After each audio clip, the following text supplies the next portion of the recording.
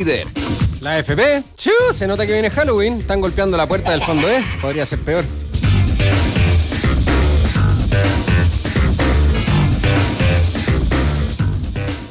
Ya estamos de vuelta aquí en el Podría Ser Peor, 8 de noticias de la radio Bio Bio.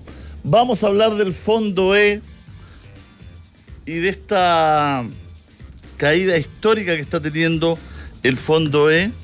Así es que vamos a conversar de eso y queremos su opinión, porque vamos a transformarlo también en el Calla Canta, ¿no? Vamos a transformarlos en el Calla Canta para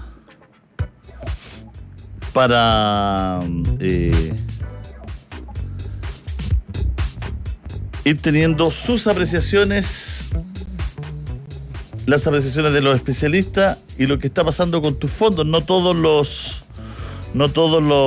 la gente los revisa, ¿no? Continuamente. Entonces por eso es bien importante ahí que vamos viendo cómo van nuestros fondos y sobre todo el fondo E, que tiene esta caída, ¿no es cierto?, histórica. La tendencia a la baja continúa para los multifondos más conservadores. El Fondo E se aproxima a cerrar octubre el peor desempeño mensual desde su creación. ¿Por qué? Se lo preguntamos a Rodrigo Gutiérrez, gerente general de CIEDES. ¿Cómo está, Rodrigo? Rodrigo, ¿cómo estás? Hola, Julio César, ¿qué tal? Bien, pues un abrazo. ¿Todo bien? Todo bien por acá. Qué bueno. Gracias. Rodrigo, bueno, ahí sí ya te estamos viendo. La gente que está en Bio Bio TV también tiene la posibilidad de verte. Cuéntanos, Rodrigo, ¿por qué este desempeño tan pobre y el peor mes desde su creación del Fondo E? Bueno, efectivamente estamos todos preocupados y me imagino que la gente también en su casa. El Fondo E está mostrando su peor desempeño en la historia. Vemos que hasta el 25 de octubre acumulaba una pérdida del menos 7,35% y desde enero a la fecha de prácticamente un 20%. Este es un resultado excepcionalmente malo, pero que también responde a tiempos excepcionales, eso es lo que hemos dicho, producto en Chile de la pandemia y antes con el estallido social. En lo concreto, y esto puede ser un poco más técnico, en el fondo, los malos resultados del Fondo E dependen de los resultados que tienen los instrumentos de renta fija en Chile, que es donde invierte, y estos a su vez vienen determinados por el alza en las tasas de interés que hemos estado viendo durante los últimos meses. Y estas alzas en las tasas de interés a su vez vienen determinadas por el ambiente de incertidumbre política que hemos visto en Chile también durante el último tiempo, en el marco de la Convención Constitucional, la campaña electoral, pero sobre todo también por el ambiente de los retiros de fondos previsionales. Todos estos aspectos han hecho subir las tasas de interés, y las tasas de interés castigan los instrumentos de renta fija, y eso a su vez hace que el Fondo E tenga este desempeño que estamos viendo. Pero ¿qué le podríamos decir a la gente? Porque finalmente la gente confió en que este era un fondo conservador, un fondo seguro. ¿Cómo pasó de ser el fondo más seguro a un fondo inseguro? Sí, mira, por eso es que yo creo que es importante también tener presente que este es un resultado excepcional en tiempos excepcionales. Si uno analiza el desempeño de los multifondos desde su creación en el año 2002, todos los multifondos muestran rentabilidades positivas. Los fondos de menor riesgo, más conservadores, tienen rentabilidades que son más acotadas, y los fondos más riesgosos sí tienen rentabilidades que son un poco mejores, que son más atractivas. Por lo tanto, eso es importante también decirlo a la gente, porque yo creo que todos vemos con preocupación lo que está pasando, pero por otro lado también es importante entender de que el ahorro para las pensiones es un ahorro de largo plazo, y en el largo plazo todos los multifondos muestran resultados positivos. Entonces tenemos resultados que son muy malos hoy día, pero que en el largo plazo estos deberían revertirse en algún momento. Yo creo que los que se tienen que preocupar especialmente, y yo creo que esa es la mala noticia, es que las personas que hoy día están próximas a jubilar están viendo justamente en los momentos previos a jubilación que sus saldos están siendo castigados, y entonces ahí sí que tenemos un problema, y entonces ahí sí que tenemos que hacernos cargo en torno a reflexionar ¿Por qué está pasando esto en Chile? Y la verdad es que en buena parte este aumento de las tasas de interés, como te decía, determinado por la incertidumbre política y por las discusiones que hemos tenido en el último, sobre todo en materia de retiro de fondos previsionales. Yo entiendo esto de la excepcionalidad, pero a ver, no sé cómo preguntarlo de una manera que quede claro para la gente que nos está viendo, ¿no? Porque la técnica, el lenguaje técnico y toda la estadística, la gente no lo entiende porque a la gente se le traspasó una información que este fondo era seguro, no se le dijo, mire, en época excepcional usted va a perder, no estaba eso en el discurso. Dijeron, este fondo es el más seguro, la gente creyó. Entonces, ¿cómo le explicamos en fácil a ellos lo que está pasando? ¿Por qué está ocurriendo? Ya, hay una época excepcional, pero ¿qué pasó? ¿Por qué sube una tasa? ¿Por qué esta tasa afecta a un fondo de pensión? ¿No estaba tan cubierto ese fondo de las personas? ¿Siempre estuvo expuesto al vaivén financiero capital? Tendríamos que partir de más atrás, pues no sé si me lo permites. Para sí, por supuesto. Esa es la idea. La idea es que tiene tiempo. Intentémoslo. Eso. Intentémoslo. Pero hasta el año 2002 en Chile existía solamente un fondo, llamémoslo así. ¿Ya? Y ese fondo, evidentemente, que era el que agrupaba las cotizaciones de las personas, las cuales van ahorrando y aspiraban a que la rentabilidad hubiera incrementado sus saldos al momento de la jubilación. Lo que se implementa el año 2002 es el sistema de multifondos y se agrega, por lo tanto, este esquema que tenemos hoy día de 5 fondos. Desde el fondo A, que es el más riesgoso, y luego hasta el fondo E, que es el más conservador o el menos riesgoso. La gracia de estos fondos es que en el largo plazo, los fondos más riesgosos pueden experimentar mayores fluctuaciones a cambio de obtener una mayor rentabilidad. Y los fondos más conservadores, que invierten en instrumentos menos variables o menos riesgosos, obtienen una menor rentabilidad. Entonces, la recomendación general era que las personas cuyo horizonte de ahorro era más largo, es decir, su tiempo durante el cual iban a ahorrar era más largo, es decir, los jóvenes, optaran por fondos de mayor riesgo porque en el largo plazo ellos iban a rentar más, no obstante pudieran verse afectados por fluctuaciones durante esa trayectoria, durante ese camino.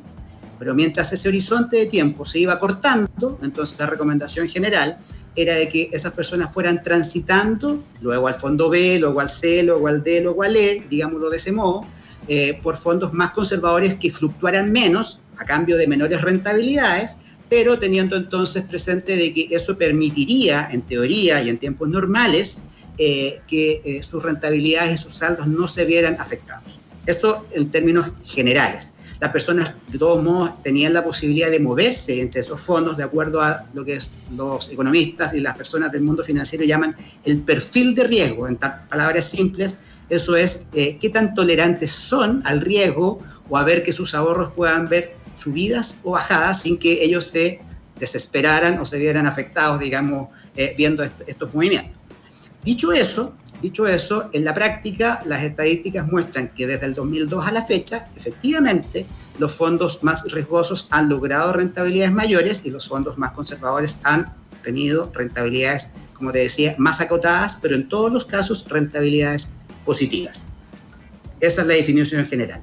Las personas muchas veces, bueno, y también acá hay un tema de educación previsional de por medio, no se encuentra que los fondos eran propios, sabían en qué FP estaban, no sabían lo de los multifondos, tampoco sabía que podían escoger entre multifondos y no siempre, lamentablemente, y aquí hay un pecado, diría yo, que tiene que, ya sea la autoridad y en general todos los actores no contribuyeron a que las personas tuvieran mayor información, mayores niveles de educación previsional y por lo tanto también estuvieran muy sensibles a ver las noticias, digamos, que son las que hoy día también nosotros contribuimos a difundir en torno a lo que está pasando con las realidades de las personas, porque entendemos que estos ahorros son relevantes para financiaciones, cuáles son los ingresos de las personas una vez que dejan de trabajar en la vejez. Entonces esto es un tema sin duda muy... Ahora bien, como te decía, esto es lo que está pasando hoy día, algo muy excepcional, producto también de tiempos excepcionales. En periodo de estallido social primero, el fondo E tuvo una caída importante, quizá lo menciono porque es un buen ejemplo, porque lo que ahí ocurrió fue un ambiente de alta incertidumbre, una alta incertidumbre por lo que estaba pasando en Chile. De hecho, hubo una caída en la actividad económica importante, hubo gran incertidumbre y eso hizo aumentar las tasas de interés. Las tasas de interés, en definitiva, lo que te dicen en el fondo es, o lo que te entregan es una medida del valor inverso de los instrumentos en los cuales están invertidos estos fondos. Entonces, cuando suben las tasas de interés, estos instrumentos bajan de precio. Y como estos fondos ya están invertidos en esos instrumentos, entonces es como que en el fondo ese conjunto de instrumentos baja de precio y tus saldos se ven afectados. Ahora, no es que se pierda la plata, es que tus ahorros pierden valor en un momento determinado del tiempo. Lo que debiera ocurrir es que esos ahorros recuperen su valor en el tiempo. ¿Cuán rápido, cuán lento? No lo sabemos, va a depender de la economía y de su evolución y cómo esto impacte a nivel macroeconómico y las tasas de interés principalmente. Ese es un ejemplo concreto. Ahora, ¿qué pasó en pandemia? En pandemia hemos vivido una de las crisis económicas más importantes, bueno, la más importante de este siglo. Sin duda, en el caso chileno, por ejemplo, entramos en una recesión súper relevante. Hace más de un año había prácticamente 2 millones de personas desempleadas, tuvimos una caída importante en el producto, una caída en la actividad, y eso conllevó a que en Chile hubiese distintos impulsos para reactivar la economía. Por una parte, el gasto fiscal, que aumentó de manera significativa, pero también una política del Banco Central expansiva que significaba bajar las tasas de interés. Las tasas de interés han estado durante un tiempo importante bien bajas, pero nuevamente, producto de incertidumbre política que aumenta la percepción del riesgo en el país, hace de que las tasas suban. Y cuando nuevamente suben las tasas, así como cuando subieron para el estallido social, entonces nuevamente los instrumentos de renta fija en los cuales están invertidos los fondos conservadores se ven excepcionalmente afectados. Y las tasas han venido subiendo desde febrero a la fecha, y por lo tanto hemos observado una caída, ¿verdad?, en la rentabilidad del fondo E desde febrero a la fecha. Esa es la explicación que yo creo que habría que dar, yo creo que es la explicación correcta, y es lo que evidentemente puede ser contraintuitivo, y yo así lo entiendo, y por eso entiendo también tu pregunta, y también entiendo la inquietud de la gente, y nosotros no podemos sino empatizar con aquello, porque como te digo, esto afecta en un 20% toda la vida de las personas justo en momentos antes a jubilar. Ahora, pero si tú me permites ir más allá... qué? Perdón, te pregunto aquí mismo, porque hoy día hay un artículo, ¿por qué en Chile el fondo más conservador pierde el 20% y en Perú gana el 1%? En realidad es que son con retiros, con pandemia. No, bueno, eso habría que ver el caso a caso, país a país. En realidad desconozco lo que tú me señalas del caso peruano. En el caso de los fondos conservadores en Chile, como te decía, el 95% están invertidos en instrumentos de renta fija, de los cuales el 90% está invertido en instrumentos de renta fija local, es decir, en Chile, y afectados por las tasas de interés locales en Chile, que como te decía, han ido subiendo. Y eso explica la caída del fondo. Excepcional, producto de tiempos excepcionales. ¿Es un hecho preocupante? Sí, porque los ahorros de las personas están siendo castigados de manera importante cuando ya queda poco tiempo para revertir estas pérdidas, en el caso de las personas que están próximas a jubilar, y eso es materia sin duda de preocupación. Pero hay que reflexionar también, porque esto parece abstracto, en el sentido de decir, bueno, pero ¿por qué suben las tasas? Usted dice, o me habla de una mayor incertidumbre. ¿Por qué ocurre esto? Bueno, ocurre en gran medida por la discusión política, por la incertidumbre política que se ha dado, entre otras causas, por la discusión en materia de retiros previsionales. Muchas veces, y el mundo técnico, tú sabes que, bueno, se ha venido discutiendo. Por eso le pongo respecto de le pongo el punto de Perú, que imagínense, Perú está en un gobierno ya de izquierda, tuvo mucha incertidumbre también. Es que no, la verdad que no puedo compararlo con el caso peruano porque no conozco la cifra exacta. Sería irresponsable que hiciera una comparación con el caso. Por eso insisto en lo que te estoy diciendo acá.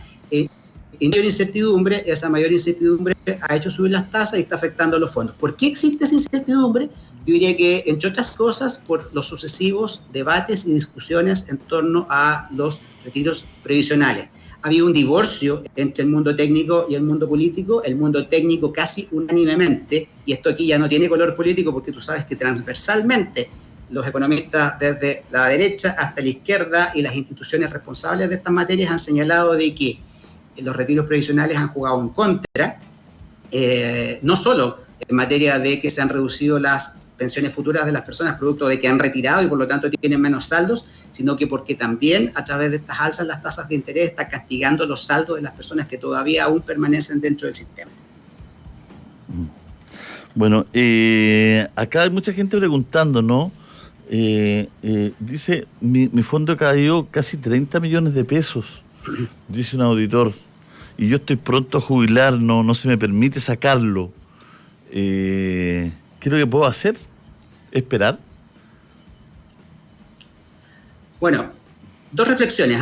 Quería hacer una reflexión junto con ello, porque esa persona es una persona que es una de las 1.200.000 personas que hoy día está en el fondo E. Y resulta que ella es una de las aproximadamente 200.000 personas que está próximas a jubilar. ¿Ya? Quiero detenerme en esto un poquito después, porque resulta entonces que de lo que te acabo de decir es que hay 1 millón de personas jóvenes que están no debiendo estarlo. Quisiera conversar de eso un poco después. Pero respecto a las personas que están próximas a jubilar, que es el caso del auditor que te comenta, claro, él está viviendo una pérdida importante justo antes de jubilar y dice, ¿qué hago? ¿Qué puedo hacer? Y la única recomendación que le podríamos hacer es que ojalá en la medida de que pueda y entendiendo las circunstancias individuales, personales, cotidianas, familiares de cada uno, esperara a que esto se recupere. Es casi la única salida que va quedando en este momento. Ya. O sea, paciencia y confiar. Una cosa así. Paciencia y confiar. Bueno, la evidencia demuestra que esto se tiene que recuperar. Ahora, los plazos en que esto pueda ocurrir no lo sabemos. Si aquí fuéramos adivinos, ¿verdad?, de lo que ocurre en estos temas, no estaríamos acá probablemente. De todos modos, el panorama no es auspicioso para los próximos meses. Eso también es importante decirlo. Sería una mentira decirle al auditor, mire, esto se va a recuperar en 1 mes o 2 meses. No, eso no va a ser así. Sobre todo porque en Chile también, producto de este momento especial, estamos observando presiones inflacionarias que también son relevantes. ¿Por qué hoy día hay inflación en Chile?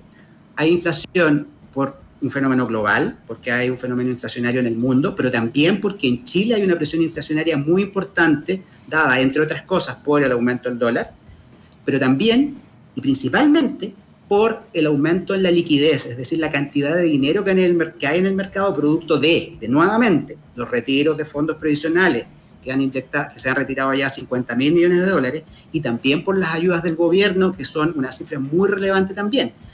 Ese exceso de dinero hace que también los precios suban, y la única manera de contener los precios, es decir, de contener la inflación, es que el Banco Central esté también obligado, esté llamado a hacer un alza en las tasas de interés, como lo vimos también a mediados del mes de octubre, en que todos vimos que hubo un aumento relevante de la tasa política monetaria por sobre lo esperado, por sobre lo que esperaban todos los actores del mundo económico, porque justamente es lo único que le queda al Banco Central como medida para intentar frenar la inflación. La inflación también es algo que parece abstracto, es algo como lejano, y la verdad es que no lo es.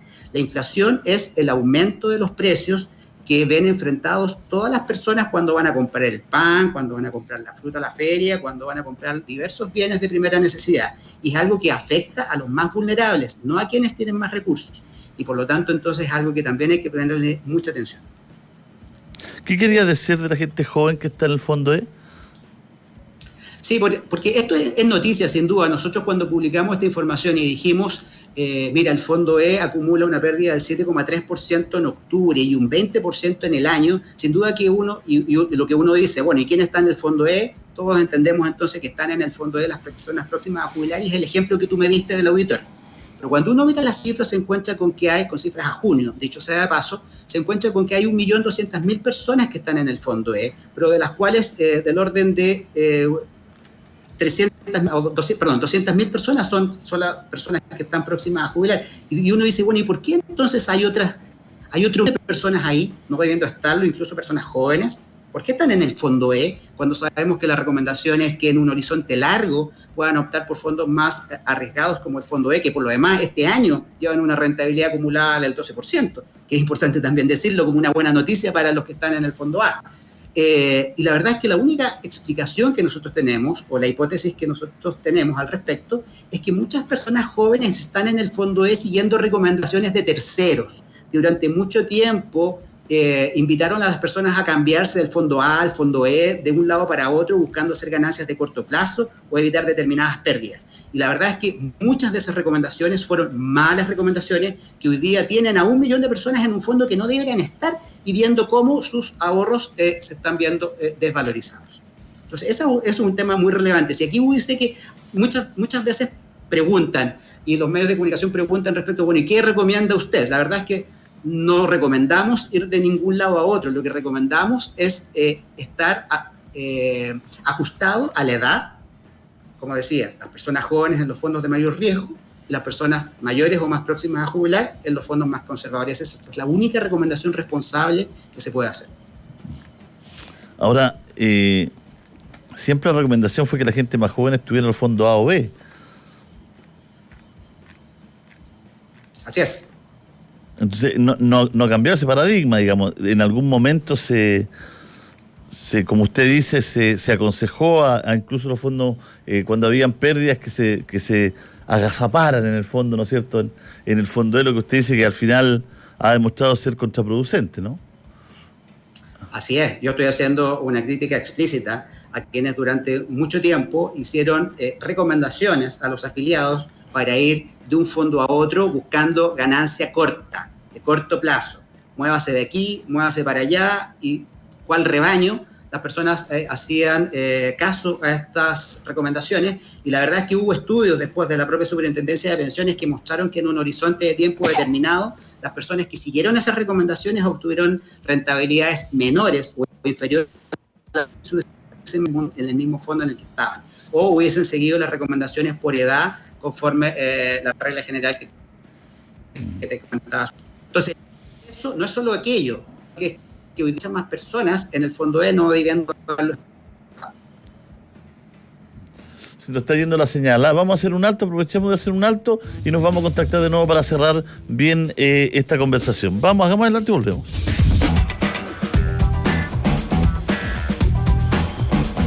Bueno, la gente está desconforme.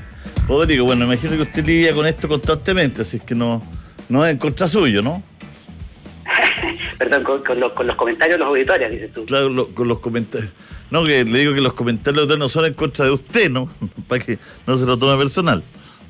No, en ningún caso. Por el contrario, nosotros lo que buscamos es entregar información, ojalá lo más objetiva posible, a las personas para que las personas puedan tomar las decisiones más informadas posibles. Y ojalá todas puedan construir sus pensiones y ser parte del sistema lo mejor posible, digamos. Sí, son súper fuertes las afirmaciones que se dicen, pero entendemos que es la realidad del sistema, digamos. Hoy día las pensiones son bajas. Hace bastante tiempo que ya existe un diagnóstico bastante claro de que el sistema no está respondiendo a las necesidades y las expectativas de las personas, por lo mismo que se han planteado diversas propuestas de avanzar en reformas de pensiones, pero es la verdad que es el sistema político el que ha sido incapaz de llegar a los acuerdos necesarios para poder avanzar, y eso es lo realmente dramático. Entonces yo le agregaría quizás el discurso que tienen las personas en torno a los economistas, se dijeron. Yo incorporaría también tal vez al mundo político, que ha sido incapaz de llegar a los acuerdos necesarios. Yo creo que, y habiendo ciertos consensos técnicos respecto a algunas materias. Bueno, la verdad es que hay mucha desilusión de gente que también entiende que no es capaz de sacarle mayor rentabilidad o le pasaron una posibilidad que muchos no tienen las herramientas para hacerla, Rodrigo. Es lo que me está escribiendo la gente acá. Sí, nosotros entendemos que hay una legítimas apreciaciones respecto de lo que las personas observan como las rentabilidades que obtienen en sus ahorros. Pero las cifras en esto son bastante claras, ¿eh? El sistema de pensiones que nosotros tenemos hoy día en Chile, si hay algo de lo que uno pudiese afirmar con cierta objetividad, es que ha tenido rentabilidades razonables e incluso por sobre lo esperado. Eso es un hecho concreto y todas las estadísticas muestran, la información comparada también con otros países también yo diría que es bastante categórica en ese sentido. Pero sin duda que hay otros elementos que impiden de que a la larga, al final de la vida laboral, las personas logren tener un ahorro que permita financiar pensiones que sean dignas. Y en eso yo creo que estamos todos de acuerdo, de eso no cabe ninguna duda, y por eso es que ya se viene discutiendo hace bastante tiempo. Recuerdas tú que hace ya 7 años prácticamente se instaló una comisión asesora presidencial, la llamada Comisión Bravo, que hizo distintas propuestas. El gobierno de la presidenta Bachelet en su último año hizo una presentación de un proyecto de ley que finalmente no se tramitó, digamos, no llegó a puerto. Este gobierno también partió el primer año con una propuesta, y la verdad es que producto de que el debate está bastante ideologizado, es que ha sido también imposible avanzar.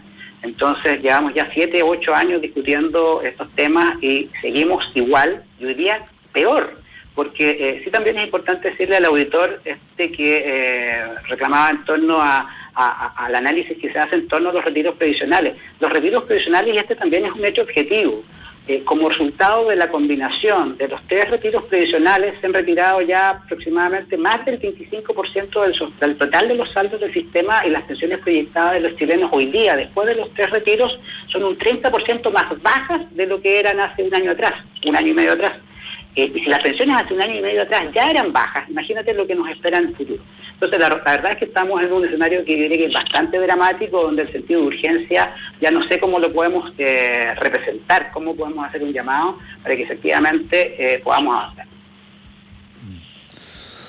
Bueno, Rodrigo, ¿qué le podríamos decir a la gente en términos de...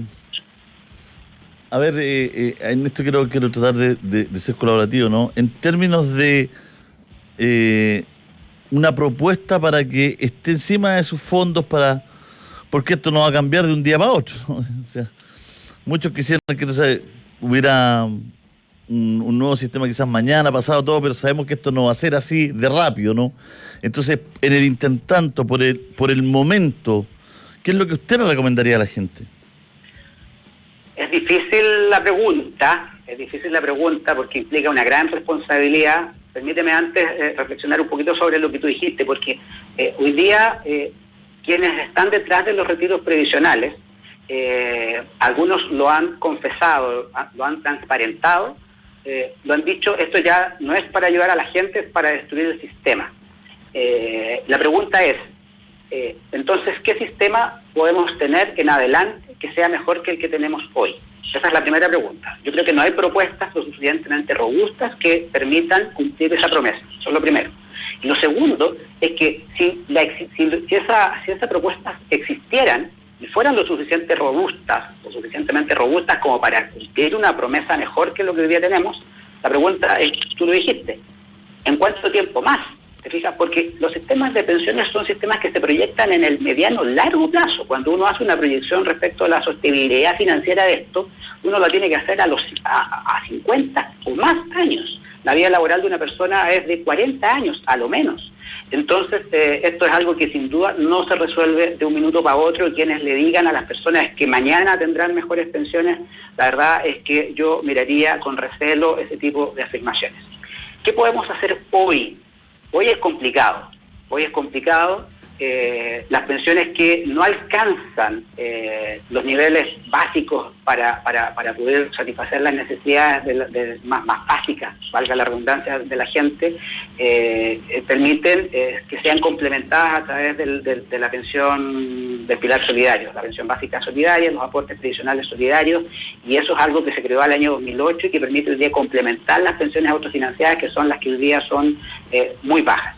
Y se han planteado distintos proyectos para avanzar hacia allá. En eso parece que hay un consenso básico en las distintas candidaturas presidenciales. Todas apuntan a que se perfeccione el pilar solidario y tienda hacia una pensión universal o casi universal, y en algunos casos hay propuestas que son más generosas que otras. En esto también hay que lidiar con recelo porque las propuestas más generosas probablemente no son financiables. Quizás las propuestas que son más acotadas, quizás son promesas con mayor posibilidad de ser cumplidas. Es quizá lo único que podemos esperar en el mediano plazo en los próximos 2, 3 o 4 o siguientes años. Pero respecto del momento actual, el momento actual es un momento complicado. Es un momento complicado sobre todo para las personas que están próximas a jubilar, que están en el fondo E, que están viendo castigados sus saldos. Y lo que le podemos sugerir a estas personas, entendiendo lo delicado de la situación, entendiendo sus realidades y sus vidas particulares, sus vidas familiares, sus estados de salud, qué sé yo, todas sus circunstancias, que en lo posible posterguen el inicio del trámite de su jubilación, se mantengan en el mercado del trabajo en la medida que encuentren esas oportunidades y esperen que estos fondos se recuperen. Estos fondos en el largo plazo tienen rentabilidades positivas. Estamos teniendo una caída importante, esta caída importante se tiene que recuperar, no sabemos en cuánto tiempo, pero se tiene que recuperar, y si es posible aguantar, entonces, lamentablemente, ese es el verbo que hay que usar, aguantar. El problema es que la gente que ya está por jubilar... No es un verbo que sea bonito decirlo. El problema es lo que va quedando, la verdad. El problema es que la gente que está por jubilar ya no aguanta. No aguanta más, pues, y en el fondo da pena decirlo, pero está en el casino del mercado financiero. No es un sistema de jubilación sano, porque depende de lo que pase en el mundo, o lo que ocurra, como usted bien lo dice, puede ser cualquier cosa, ¿no?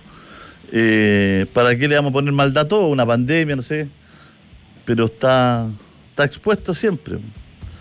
Fíjese que hay una tabla de un proyecto de ley que dice los flujos de AFP en 40 años.